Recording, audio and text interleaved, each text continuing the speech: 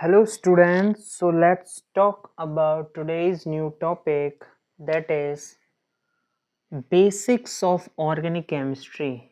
And this basics of organic chemistry. So let's talk about the organic chemistry. Organic chemistry क्या है, इसके बारे में भी थोड़ा सा डिस्कशन करते हैं कि हम ऑर्गेनिक केमिस्ट्री में पढ़ते क्या हैं। ये जो वर्ड दिख रहा है ऑर्गेनिक केमिस्ट्री, इसमें पढ़ते क्या हैं? Study of carbon and hydrogen containing compound, hydrogen containing compounds, which means that way compound जिसमें कार्बन और हाइड्रोजन होते हैं वो ऑर्गेनिक कंपाउंड्स कहलाते हैं और उनकी स्टडी ऑर्गेनिक केमिस्ट्री कहलाती है। अब ऑर्गेनिक केमिस्ट्री में कार्बन के बारे में बात कर लेते हैं भाई। अब कार्बन क्या है? कार्बन एक तो भाई साहब ये नॉन मेटल है, सही बात है। ऊपर से ये टेट्रावैलेंसी शो करता है, टेट्रावैलेंसी। तीसरा ये कोवलेंट बॉन्ड बनाता है, कोवलेंट बॉन्ड फॉर्मेशन। ये प्रॉपर्टी हैं जिनकी वजह से यही ऑर्गेनिक कंपाउंड बनाते हैं हाइड्रोजन के साथ मिलकर, इसी वजह से। चौथा ये नॉन मेटल है, टेट्रावैलेंसी शो करता है, कोवलेंट बॉन्ड फॉर्मेशन करता है और कैटिनेशन प्रॉपर्टी होती है इनकी, कैटिनेशन प्रॉपर्टी शो करती है, यानी कि लॉन्ग चेन फॉर्मेशन, एक कार्बन दूसरे कार्बन से जोड़ के लॉन्ग चेन फॉर्म करते हैं, कैटिनेशन। टेट्रावैलेंसी मतलब इसके आखिरी शेल में 4 इलेक्ट्रॉन्स होते हैं जो ना तो ऑक्टेट कंप्लीट करने के लिए ना तो कंप्लीटली ले सकते हैं ना कंप्लीटली दे सकते हैं। तो ये करते क्या हैं? ये केवल शेयरिंग करते हैं इलेक्ट्रॉन्स की। नॉन मेटल मतलब जिसमें मेटेलिक प्रॉपर्टी ना हो। नॉन मेटल भाई वो जिसमें मेटेलिक प्रॉपर्टी ना हो। अब मेटेलिक प्रॉपर्टी नहीं है तो ये नॉन मेटल है। चलो इसके बारे में कुछ ज्यादा खास नहीं कहते, इतना समझिए नॉन मेटल है। अच्छा जी, और क्या क्या चीज रह गई, कुछ छूट गया? बेसिक तो यही है, कोवलेंट बॉन्ड बनाते हैं। Covalent bond means sharing. क्या? कोवलेंट बॉन्ड फॉर्मेशन का मतलब है sharing of electrons for bond formation.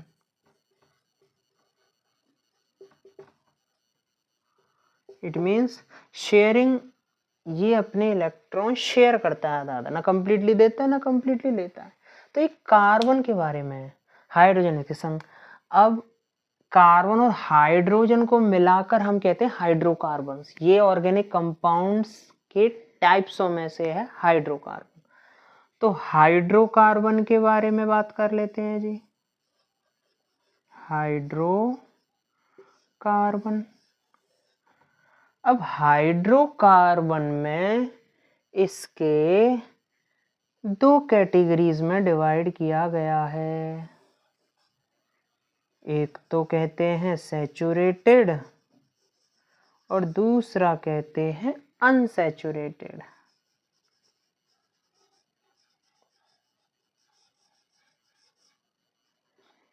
अब सैचुरेटेड कंपाउंड में कौन से 2 पाए जाते हैं?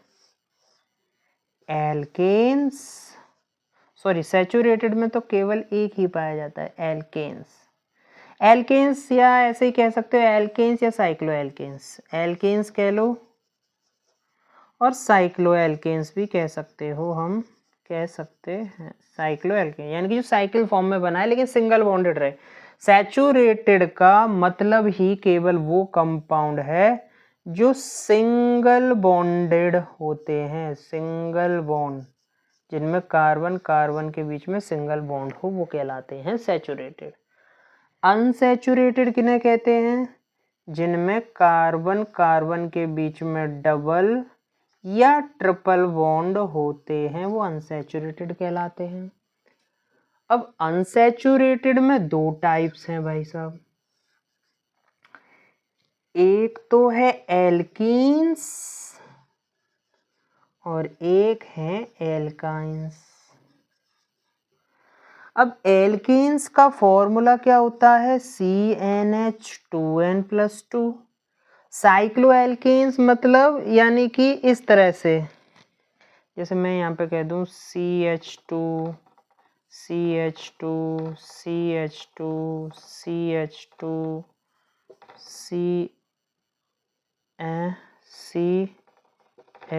CH2, यानी कि साइक्लो एल्केन्स का स्ट्रक्चर है ये।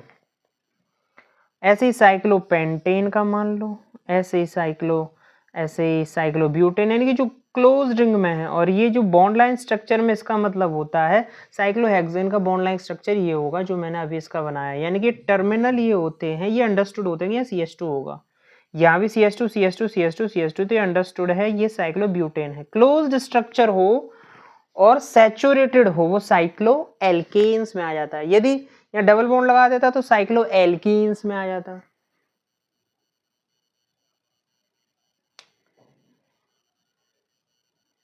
तो इस तरह से हम इसे समझ सकते हैं। एल्कीन्स का फॉर्मूला क्या होता है, CnH2n, एल्काइंस का CnH2n-2, सिंपल, CnH2n+2, CnH2n और CnH2n-2, बस ये ध्यान रखना है आपको। तो ये हाइड्रोकार्बन्स के ये हमने टाइप्स बताए और इनका क्लासिफिकेशन, सिंपल। हाँ जी, इतना तो समझ गए होंगे।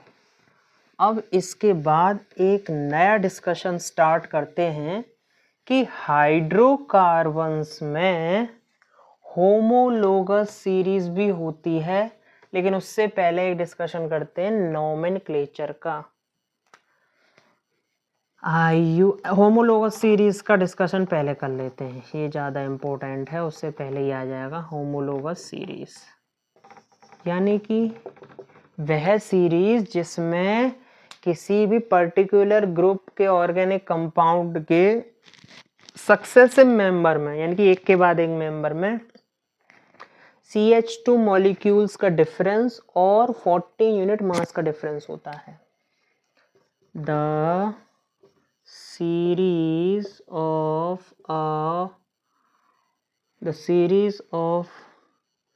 the functional group of organic compound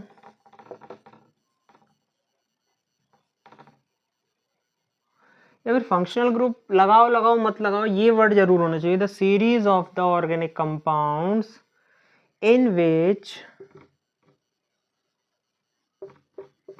the successive members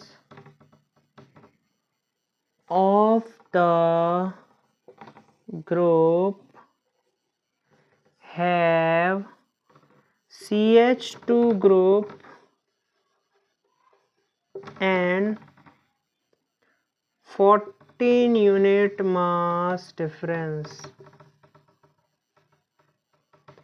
group ना कह के CH2 मॉलिक्यूल्स भी कह लो, CH2 molecules and 14 unit mass difference. अब इसको समझते हैं, जैसे मैंने कह दिया एल्केन्स मेंबर की सीरीज ले रहा हूं मैं, एल्केन्स में CH2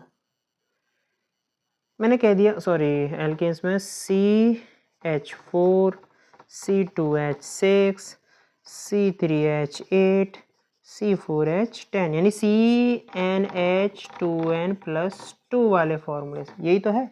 अभी बात बताओ, तुम कहोगे सर इसके और इसके बीच में कहाँ है 14 यूनिट, लेकिन ये चीज़ ध्यान रखिए, मैंने यहाँ बोला है सक्सेसिव मेंबर्स, यानी कि मैं यदि ये मीथेन है, इनके वर्ड रूट भी बताता चलूँ।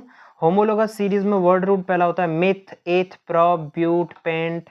ये मिथ, एथ, प्रॉप, ब्यूट, पेंट।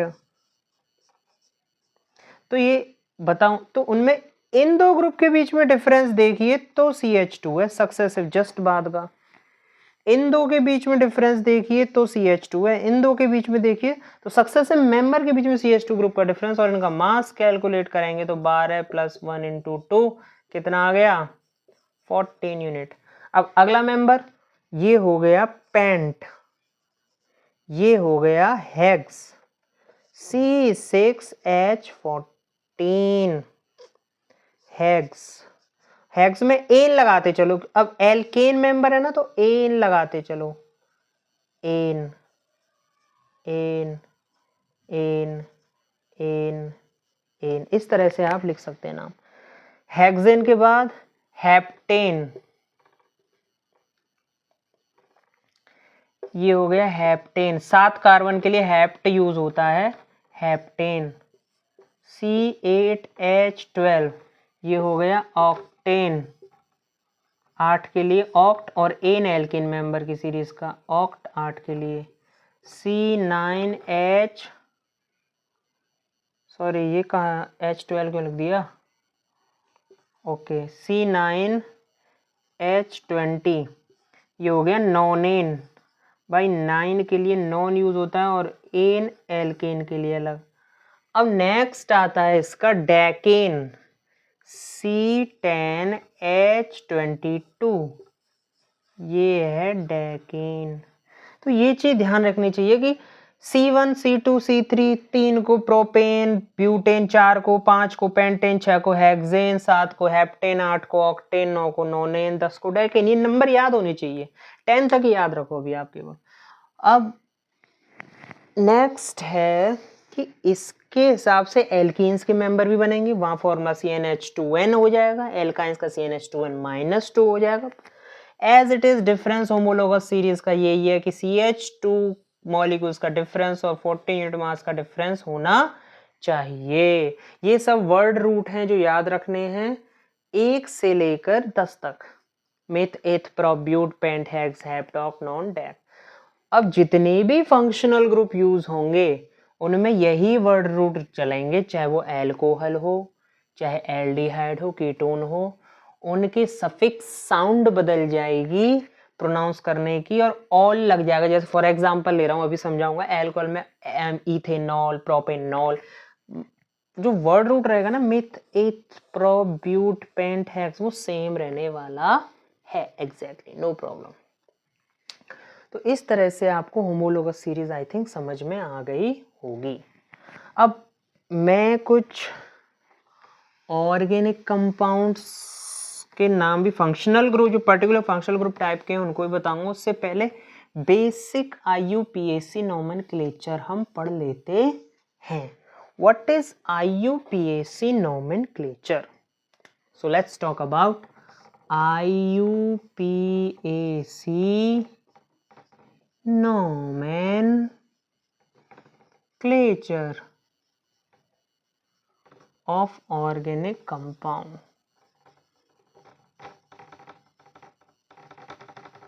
तो ऑर्गेनिक कंपाउंड में IUPAC नोमेनक्लेचर क्या होता है? सबसे पहले हमको लेना है क्या, सबसे पहले लेना है हमको longest chain, longest chain formula, longest chain selection. पहला स्टेप है लॉन्गेस्ट चेन सिलेक्शन। जैसे मैंने कह दिया ये कार्बन रिंग है और एक ये है। अब सबसे ज़्यादा तुम कहोगे सर यहाँ से नंबरिंग, और एक और चीज़ है, नंबरिंग वहाँ से स्टार्ट कर दें जहाँ से ब्रांचिंग ज़्यादा करी हो। तुम देख के कह दोगे फटाक से 1 carbon, 2 carbon, 3 carbon, 4 carbon, 5 carbon, 6 carbon, खत्म बात भाई। और दूसरे तरीके, दूसरे नज़रिए से भी तो देखो, 1 carbon, 2 carbon, 3 carbon, 4 carbon, 5 carbon, 6 carbon, 7 carbon, कौन सी लंबी हुई ये। तो जहाँ से लंबा रूट पड़े वहाँ से सिलेक्शन करने का। तो 1 2 3 4 5 6 7, और ये दोनों कार्बन किसकी तरह काम करेंगे, सब्स्टिट्यूएंट की तरह। यहाँ केवल मैंने कार्बन का ही लेके दिखाया है, इनके संग हाइड्रोजन भी अटैच होते हैं। अब इसका फॉर्मूला यदि मैं हाइड्रोजन लगा के खोलूं तो क्या होगा, इस तरह से 7 6 5 4 मैंने तो वही लिख दिया, सॉरी। इस तरह से CH3, हमेशा ध्यान रखिए जो टर्मिनल होता है उस पर CH3 लगा होता है, CH3। और इनकी बैलेंसी भी होती है, 4 इलेक्ट्रॉन्स की बैलेंसी भी होती है। यदि मैं इसको लिखूं तो इसकी बैलेंसी लगभग इस तरह से होगी, 1 2 3 और ये 4, जो भी नेक्स्ट कार्बन होगा उससे। अब इसको ये तो है मतलब एक्सपेंडेड फॉर्म में, अब इसको शॉर्ट फॉर्म में लिखते हैं तो ऐसे लिख देते हैं CH3 CH2 CH2 और ये 7 6 5 और ये चौथा ये। अब इस पे क्या होगा भाई, तुम खुद बताओ। ये CH2 है और ये CH3 है और यहाँ पे ये CH2 है और ये भी CH2 है और ये भी ये CH3 है। इसी को यूँ कर दो, यूँ कर दो, बात एक ही घुमा के। अब तुम बताओ इस पे कौन सा एक कार्बन, ये मतलब एक कार्बन से इसकी वो हो गई। ये हाइड्रोजन से नहीं है बॉन्डेड, ये एक्चुअल में कार्बन से बॉन्डेड है। इस तरह से हाइड्रोजन तो लिख देते हैं। अब एक कार्बन से बॉन्डिंग 1 2 3, अब चौथी के लिए यहाँ हाइड्रोजन लगाना पड़ेगा। अब इसकी सेटिस्फाई हुई है वैलेंसी, ठीक है। अब नंबरिंग ये 2 3 4 5 6 7 ये फॉर्म थी, या तो ये तो समझाने के लिए मैं अब ऐसे ही समझाऊंगा सारे फॉर्म को सिंपल में। आप अंडरस्टूड होना चाहिए आपके लिए। वैलेंसी सेटिस्फाई करेगा तो टर्मिनल पोजीशन पर ही हाइड्रोजन होगा और बाकी हम वैलेंसी के हिसाब से देखेंगे। बीच में चलेगा सिंगल बॉन्ड के संग तो 2 हाइड्रोजन। ये होता क्यों है, वैलेंसी खोल कर देख लिया करिए कि कितने हाइड्रोजन आएंगे, नेक्स्ट कार्बन है मतलब कितने एटम आएंगे।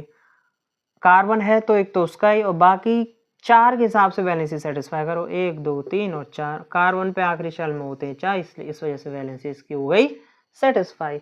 इस हिसाब से लगाते हैं हम कार्बन के संग हाइड्रोजन। अब इसमें कार्बन के संग हाइड्रोजन कितने, इसमें 3 है, चौथा इससे बैलेंस हो गया। फिर ये वैलेंसी चेन चलती है एक दूसरे से लिंक है, तभी तो कैटिनेशन प्रॉपर्टी है इनमें, और ये चारों इलेक्ट्रॉन एक दूसरे से शेयर होते चलते हैं। तो इस तरह से हम इसका नॉमेनक्लेचर में सबसे पहला फॉर्म लेते हैं लॉन्गेस्ट चेन सिलेक्शन। दूसरी जो चीज है, और ये जो बाकी का ये जो बचा माल है ये क्या कहलाता है, सब्स्टिट्यूएंट। सब्स्टिट्यूएंट। और प्रिंसिपल चेन ये हो गई, ये प्रिंसिपल चेन हो गई। कौन सी चेन हो गई ये हो गई प्रिंसिपल चेन बच्चों। अब नेक्स्ट जो पॉइंट है वो ये कहता है कि वही चीज को मैं दोबारा लिख दूं जो मैंने अभी वर्बली बताई है, start numbering from near by branching side. Start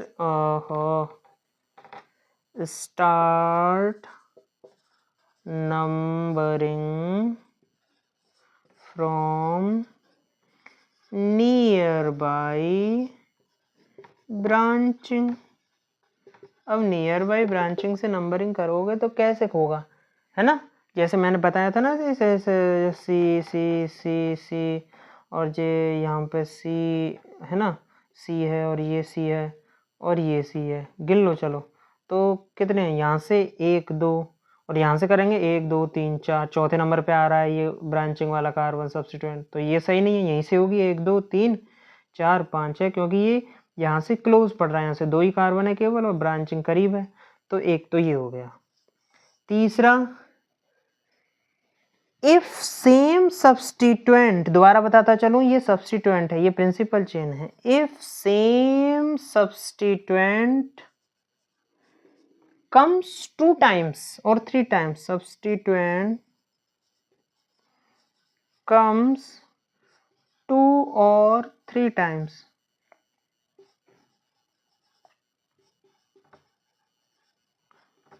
in a chain, then it is written as di, tri, tetra if it is come as 4 times, etc। 2 और 3 के लिए तो डाई और ट्राई लिखते हैं, टेट्रा लिखते हैं 4 के लिए। एग्जाम्पल देना पड़ेगा इसका भाई। एग्जाम्पल कैसे, बिना एग्जाम्पल के तो भाई आफत मचा देंगे। चलिए तो बेटा एग्जाम्पल इसका ये रहा आपके सामने। कैसे करेंगे? देखो मैंने कह दिया CH3 CH3 CH2 CH3 CH2 CH3 हाँ जी। नंबरिंग कहाँ से, ब्रांचिंग कहाँ से करी हुई है? यहाँ से करी हुई है, यहाँ से भी करी हुई है, लेकिन यहाँ से डबल है तो बात यहीं से ले लेते हैं। 1 2 3 4 5 6 7 तो यहाँ से लेंगे, क्योंकि यहाँ से डबल सब ब्रांचिंग के सब्स्टिट्यूएंट करीब पड़ रहे हैं। तो एक तो ये तो है ही है, ये भी इसके, अब नेक्स्ट कंपेयर करेंगे तो ये ज़्यादा क्लोज है इसके। या फिर 1 2 3 4 1 2 3 4 दोनों ही सही है, कहीं से भी ले लो सही है, दोनों पास पड़ रहे, चाहे यहाँ से ले लो यहाँ से ले लो। हाँ जी, तो अब हम देखते हैं। अब देखो कितनी जगह पे आया है सब्स्टिट्यूएंट सेम, CH3 इनको मिथाइल बोलते हैं, आइल बोल देते हैं, एल्काइल हो जाता है। ये एक एल्केन में एक हाइड्रोजन कम कर दो तो वो सारे ग्रुप आइल में कन्वर्ट हो जाते हैं। ये एल्काइल ग्रुप क्या होता है? एल्काइल है ये सब्स्टिट्यूएंट। एल्काइल में मिथ, इथ, इथाइल, प्रोपाइल, ब्यूटाइल सारे ऐसे होते चलते हैं। तो इसका नाम क्या है? यदि सेम सब्स्टिट्यूएंट आ रहा है तो इसका नाम क्या होगा भाई साहब? 2,4,6 ट्राई मिथाइल। 3 आ रहे हैं ना मैंने कहा ना, 2 और 3 times in a chain, then it is written as di, tri और टेट्रा। तो क्या होगा? 2,4,6 ट्राई मिथाइल और नाम क्या है? हेप्टेन। भाई 7 के लिए ध्यान रखो, ये तो लर्न करना पड़ेगा आपको, ये वर्ड रूट सीरीज इसकी है ना, होमोलोगस सीरीज का वर्ड रूट मैप याद रखना पड़ेगा आपको। 2,4,6 ट्राई मिथाइल हेप्टेन, ठीक है।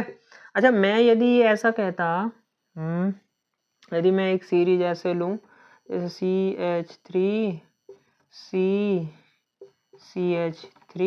CH3 CH2 CH3, इसका नाम क्या भाई साहब?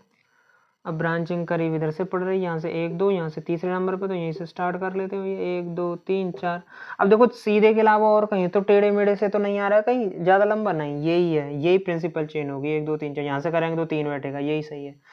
तो ये दो सब्स्टिट्यूएंट हो जाएंगे, वो भी सेम सब्स्टिट्यूएंट। अब रूल ये कहता है, नेक्स्ट रूल है, इफ रूल ये है, if same substituent comes at same carbon then it is written as। तो ये कैसे लिखा जाता है कि जैसे इस पे तो 2 डाइमिथाइल, मतलब उस नंबर को दोबारा लिखना पड़ेगा, जैसे इसमें उस नंबर को दोबारा लिखना पड़ेगा, तो यहाँ होगा 2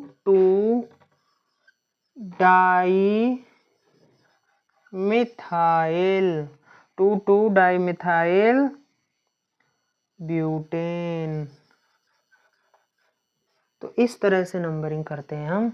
तो ये मेन इंपॉर्टेंट कुछ रूल बताए अभी तक के लिए आपके फाउंडेशनल लेवल के लिए।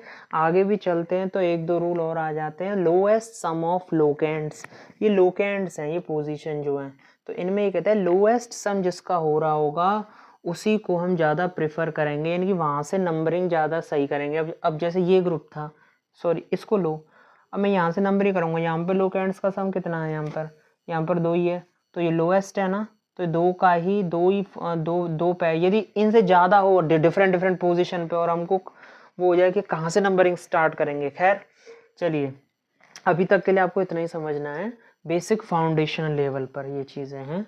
तो बेसिक बात करेंगे, ऑर्गेनिक केमिस्ट्री का बेसिक्स पढ़ रहे हैं हम केवल यहाँ पर। तो इन कुछ रूल्स के अलावा कुछ और, यदि ये बेस अच्छा हो गया आपका, तो बेटा आपका आगे आने वाले टाइम में इससे एडवांस में ही पढ़ोगे, ये नहीं कि पीछे पढ़ने का डर गया, ये तो समझा ही नहीं। अब फंक्शनल ग्रुप की बात करें तो फंक्शनल ग्रुप कुछ ऐसे होते हैं, जैसे फंक्शनल ग्रुप में पहला होता है एल्कोहल, है सही स्टार, सॉरी हेलो एल्केन लेते हैं, हेलो एल्केन्स, CnH2n+1X, यानी कि वही चीज है कि एक, मैंने कहा था एल्काइल ग्रुप, तो ये एक्स है, ये इसको क्रॉस मत पढ़ना कि ये सर ने गलत कर दिया, ना ना ना, ये एक्स है। तो ये क्या है कि एक हाइड्रोजन कम हुआ है। अब एक हाइड्रोजन जब कम हुआ है तो मीन्स वो एल्काइल मेंबर हो गया, तो इसको एल्काइल हैलाइड भी बोलते हैं और हेलो एल्केन्स भी बोलते हैं। वेयर एक्स, ये जनरल फॉर्मूला, जनरल फॉर्मूला कहते हैं इसको, जैसे मैथ में पढ़ते हैं ना, general formula of linear equation X plus B Y plus C equal to 0, ऐसे ही है। X equal to fluorine, chlorine, bromine, iodine, ETC, ये इसके एग्जाम्पल हैं।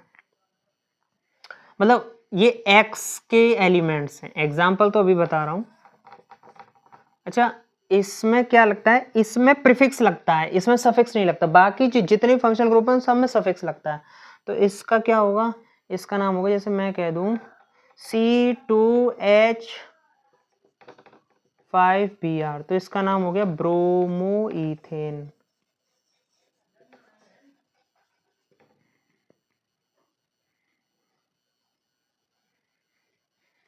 तो इस तरह से हम इसका नेमिंग कर सकते हैं। अब जैसे ब्रोमोइथेन, ये तो हो गया IUPAC नेम। अब इसका कॉमन नेम क्या होगा, इथाइल ब्रोमाइड।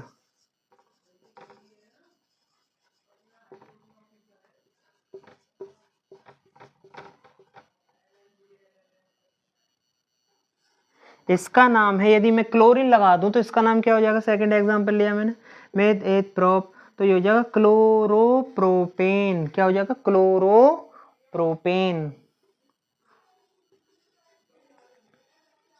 और common name propyl chloride, ethyl bromide, ये तो हो गया। और इसका नाम हो जाएगा, कॉमन नेम हो जाएगा प्रोपाइल क्लोराइड। तो आप इस तरह से इसका नोमेनक्लेचर कर सकते हैं। अदर जल्दी जल्दी मेंबर समझे इनके, तो हेलो एल्केन्स हो गया, दूसरा हो गया क्या, एल्कोहल। अब एल्कोहल में क्या होता है, ऑल लगता है सफिक्स। ऑल क्या है, ऑल है सफिक्स का नाम।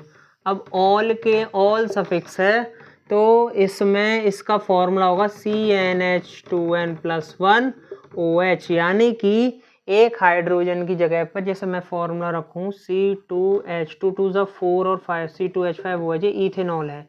तो जनरल फॉर्मूला हो गया इसका ये CnH2n+1OH। हर एक का ऐसे ही फॉर्मूला, एक हाइड्रोजन को रिप्लेस करके कोई ना कोई फंक्शनल ग्रुप आता है, यानी कि ये R ग्रुप बोलते हैं जनरल टर्म में, इसको एल्काइल ग्रुप बोलते हैं। तो R है ना, एल्काइल ग्रुप को क्या बोलते हैं, ये सारे एल्काइल ग्रुप जो हैं इसको R कहते हैं हम जनरल टर्म में रिप्रेजेंट करने के लिए। अब ये R डिफरेंट टाइप्स के भी हो कई टाइप्स के आ रहे हैं, ये इथाइल, प्रोपाइल, ब्यूटाइल। कौन सा एल्काइल ग्रुप, इथाइल ग्रुप। कौन सा एल्काइल ग्रुप, प्रोपाइल ग्रुप। कौन सा एल्काइल ग्रुप, ब्यूटाइल ग्रुप। तो इसमें क्या है, ये एल्कोहल में ये R है, और ये R के साथ आपका यदि OH लग रहा है तो आपको पहचान के लिए जनरल फॉर्मूला ये तैयार हो गया कि हाँ भाई ROH होता है इसका फॉर्मूला।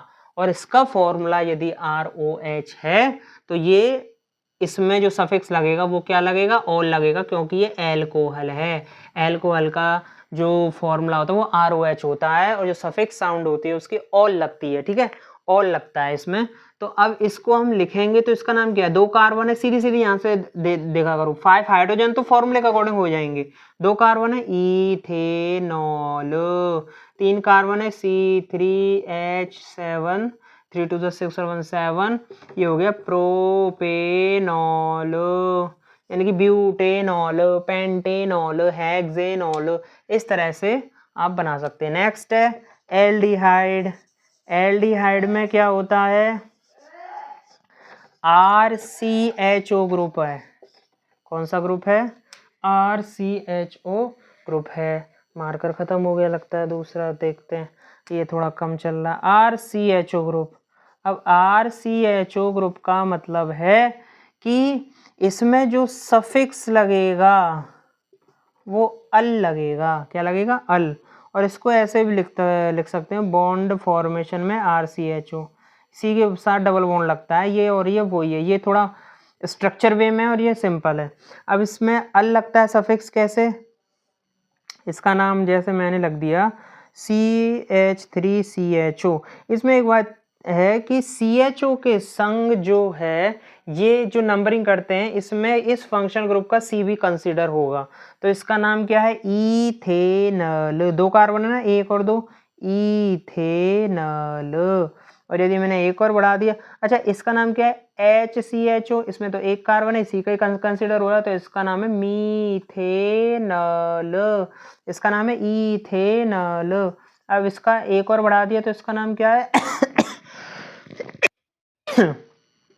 प्रोपेनल। तो इस तरह से हम आसानी से पता कर सकते हैं फंक्शनल ग्रुपों की, मतलब एल्डिहाइड फंक्शनल ग्रुप की, कि कौन सा फंक्शनल ग्रुप है और उसका नेमिंग क्या होगी। ठीक है, सिंपल भाषा हम बात करें तो।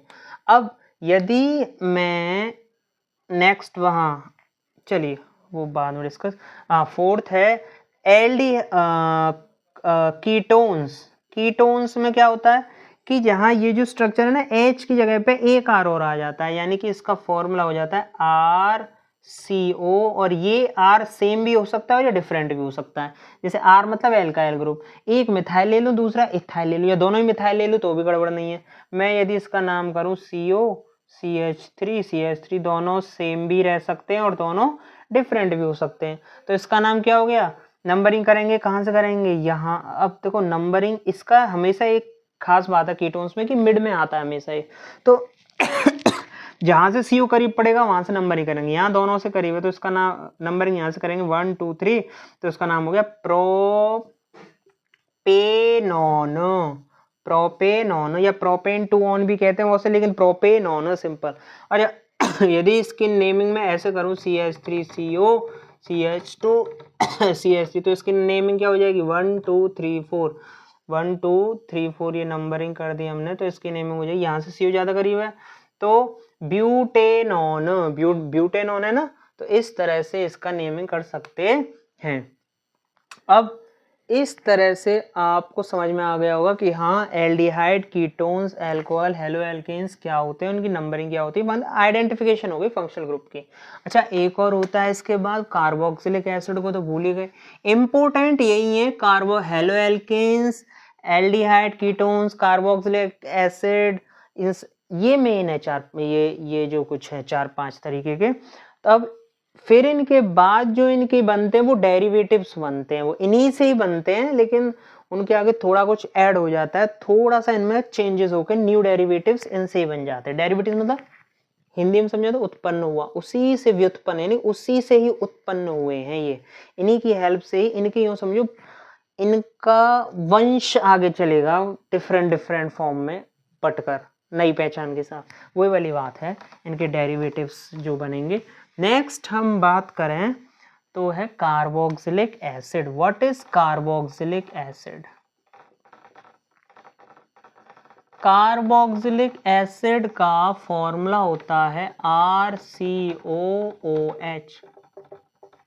हाँ जी, अब इसको मैं लिखूं तो इसका नाम क्या है? CH3 CH2 COOH, ऐसे लिख दिया मैंने, लेकिन ये तो हो गई बॉन्ड फॉर्मेशन में, लेकिन इसका जो नंबरिंग है वो यहाँ से स्टार्ट होगी। ये इसमें भी ये वाला कार्बन कंसीडर होता है नंबरिंग में, नेमिंग करते वक्त। ये नहीं कि तुम ये समझो यहाँ से करो मेथ इथेनोइक COOH है तो हाँ इसमें जो सफिक्स लगता है वो ओइक लगता है, ओइक।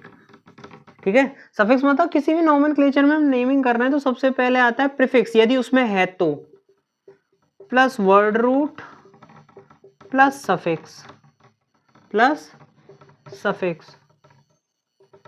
ज्यादातर में हम वर्ड रूट और सफिक्स यूज कर रहे हैं, तो इसका नाम हो गया मेथिल प्रोपेनोइक।